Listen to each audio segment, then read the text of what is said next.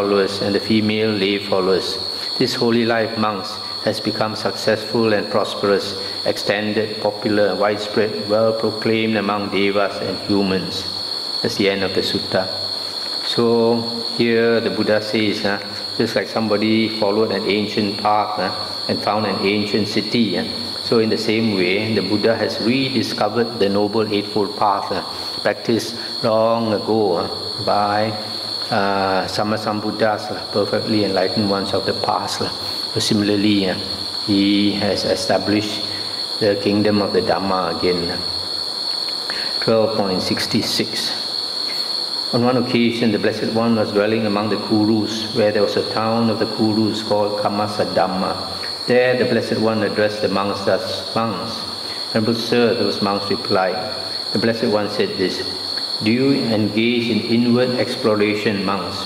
When this was said, one monk said to the Blessed One, "Venerable Sir, I engage in inward exploration." "How do you engage in inward exploration, monk?" The monk then explained, but the way he explained did not satisfy the Blessed One. Then the Venerable Ananda said, "Now is the time for this, Blessed One. Now is the time for this, Fortunate One. Let the Blessed One explain inward exploration. Having heard it from the Blessed One, the monks will remember it." "Then listen and attend closely, Ananda. I will speak." "Yes, Venerable Sir," the monks replied. The Blessed One said this, "Hear, monks, when engaged in inward exploration, a monk explores thus the many diverse kinds of suffering that arise in the world, headed by aging and death. What is the source of this suffering? What is its origin? From what is it born and produced? When what exists, does aging and death come to be? When what does not exist, does aging and death not come to be?" As he explores, he understands thus the many diverse kinds of suffering that arise in the world, headed by aging and death. This suffering has upadhi as its source, upadhi as its origin. It is born and produced from upadhi. When there is upadhi, aging and death come to be. When there is no upadhi, aging and death does not come to be. Here the translation for upadhi is acquisition. Acquisition. This follows the commentaries. But then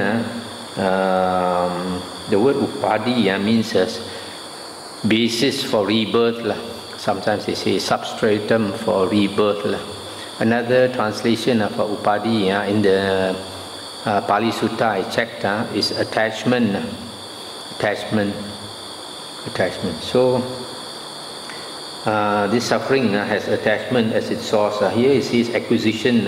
Acquisition is not, don't seem to be such a good translation. This suffering has attachment as its source, attachment as its origin. It is born and produced from attachment. When there is attachment, aging and death comes to be. When there is no attachment, aging and death does not come to be. He understands aging and death, its origin, its cessation, and the way leading on that is in conformity with its cessation. He practices in that way and conducts himself accordingly. This is called a monk who is practicing for the utterly complete destruction of suffering, for the cessation of aging and death. Then, engaging further in inward exploration, he explores thus, what is the source of this attachment? What is its origin? From what is it born and produced? When what exists, does attachment come to be? When what is absent, does attachment not come to be? As he explores, he understands thus, attachment has craving as its source, craving as its origin. It is born and produced from craving. When there is craving, attachment comes to be. When there is no craving, attachment does not come to be. He understands attachment, its origin, its cessation, and the way leading on that is in conformity with its cessation. He practices in that way and conducts himself accordingly.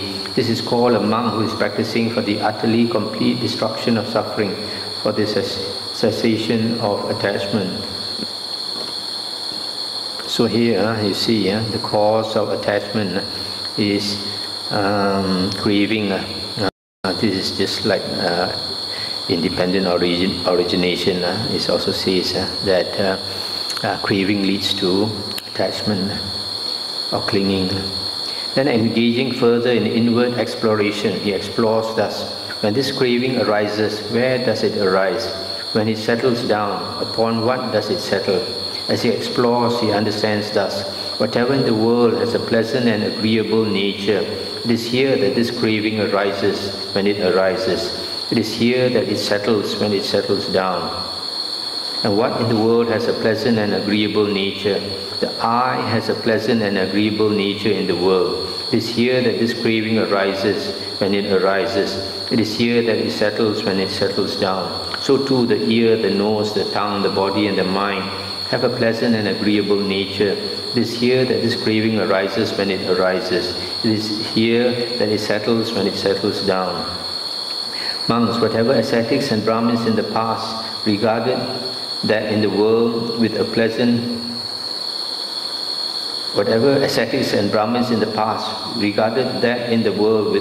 and agreeable nature as permanent, as happiness, as self, as healthy, as secure, they nurtured craving. In nurturing craving, they nurtured attachment. In nurturing attachment, they nurtured suffering. In nurturing suffering, they were not freed from birth, aging and death. They were not freed from sorrow, lamentation, pain, displeasure and despair. They were not freed from suffering, I say. Whatever ascetics and Brahmins in the future will regard that in the world with a pleasant and agreeable nature as permanent, as happiness, as self, as healthy, as secure, they will nurture craving. In nurturing craving, they will nurture attachment. In nurturing attachment, they will nurture suffering. In nurturing suffering, they will not be freed from birth, aging and death. They will not be freed from sorrow, lamentation, pain, displeasure and despair. They will not be freed from suffering, I say. Whatever ascetics and Brahmins at present regard that in the world with a pleasant and agreeable nature as permanent, as happiness, as health, as healthy, as secure, they are nurturing craving. In nurturing craving, they are nurturing attachment. In nurturing attachment, they are nurturing suffering. In nurturing suffering, they are not free from birth, aging and death. They are not free from sorrow, lamentation, pain, displeasure and despair. They are not free from suffering, I say. So here the Buddha is saying that craving arises when whatever is pleasant and has an agreeable nature, craving arises. And where is that? That is in the six senses.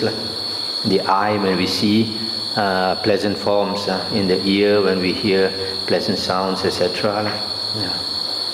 Now the Buddha comes with a very interesting simile here.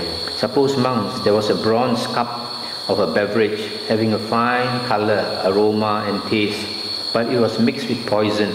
Then a man would come along, oppressed and afflicted by the heat, tired, parched and thirsty. He would tell him, "Good man, this beverage in the bronze cup has a fine color, aroma and taste, but it is mixed with poison. Drink it if you wish. If you drink it, it will gratify you with its color, aroma and taste. But by drinking it, you will meet death or deadly suffering." Suddenly, without reflecting, he would drink the beverage. He would not reject it, and thereby he would meet death or deadly suffering. So too, monks, whatever ascetics and Brahmins in the past or in the future or at present regard that in the world with a pleasant and agreeable nature as permanent, as happiness, as self, as healthy, as secure, they are nurturing craving. In nurturing craving, they are not free from suffering, I say. I'll stop here for a moment. So you see this simile the Buddha gives is a very striking simile. Somebody comes along, he's very hot and he's very tired and he's very thirsty, extremely thirsty. Then people give him a fine cup with an excellent drink inside. It has a very fine color, excellent smell and taste, but unfortunately it is mixed with poison like cyanide. So he is told, this is an extremely nice drink. It will satisfy your thirst, it will satisfy your taste buds, everything. But if you drink it, you are going to die.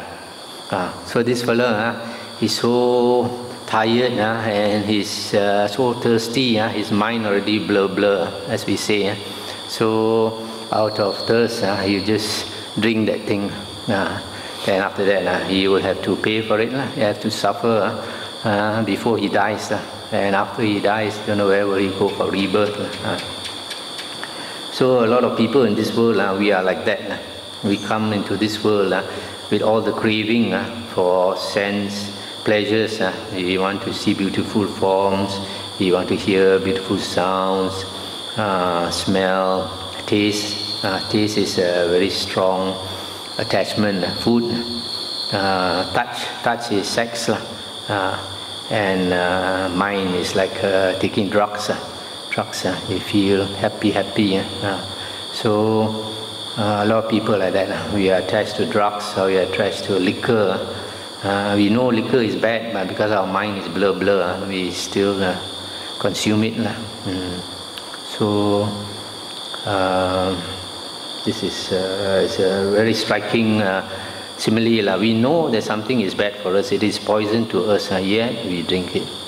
Only yesterday, one of our supporters was telling me the brother is a chain smoker, has for many years been chain smoking.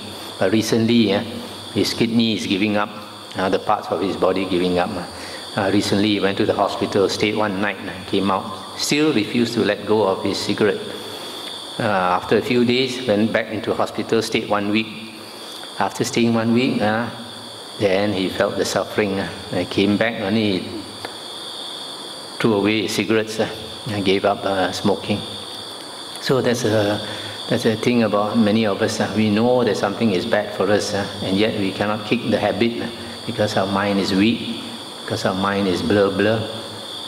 Then when we experience enough suffering, then only we are willing to kick the habit. Monks, whatever ascetics and Brahmins in the past regarded that in the world with a pleasant and agreeable nature as impermanent, as suffering, as non-self, as a disease, as fearful, they abandoned craving. In abandoning craving, they abandoned attachment. In abandoning attachment, they abandoned suffering. In abandoning suffering, they were free from birth, aging, and death. They were free from sorrow, lamentation, pain, displeasure, and despair. They were free from suffering, I say. Whatever ascetics and Brahmins in the future will regard that in the world with a pleasant and agreeable nature as impermanent, as suffering, as non-self, etc., they will abandon craving. In abandoning craving, they will be free from suffering. Whatever ascetics and Brahmins at present also in the world regard whatever with a pleasant and agreeable nature as impermanent, as suffering, as non-self, they will abandon craving. Abandon craving, they are freed from suffering. Suppose, monks, there was a bronze cup with a beverage having a fine color, aroma, and taste, but it was mixed with poison. Then a man would come along, oppressed and afflicted by the heat, tired, parched, and thirsty. They will tell him, "Good man, this beverage in the bronze cup has a fine color, aroma, and taste, but it is mixed with poison. Drink it if you wish. If you drink it, it will gratify you with its color, aroma, and taste. But by drinking it, you will meet death or deadly suffering." Then the man would think, "I can quench my thirst with water, wheat, porridge, or soup, but I should not drink that beverage, since to do so would lead to my harm and suffering for a long time." Having reflected, he would not drink the beverage, but would reject it, and thereby he would not meet death or deadly suffering.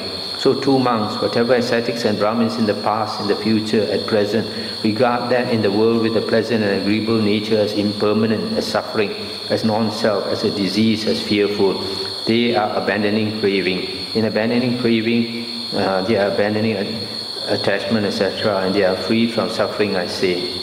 That's the end of the sutta. So here, this man also is very hot and tired and extremely thirsty, and they offer him this fine drink, extremely delightful drink, but with poison mixed. And then he will think, instead of drinking this, which I have to suffer if I drink it, I can still quench my thirst with water or soup. So he refuses to drink that. He drinks something not so tasty, and so he does not have to suffer for it. So in life also, if we are smart enough, use our wisdom, sometimes we don't have to go for the best things in the world. We compromise because we see sometimes you overindulge yourself, you have to suffer for it. So we are willing to give up the enjoyment because we see that it's not worth it.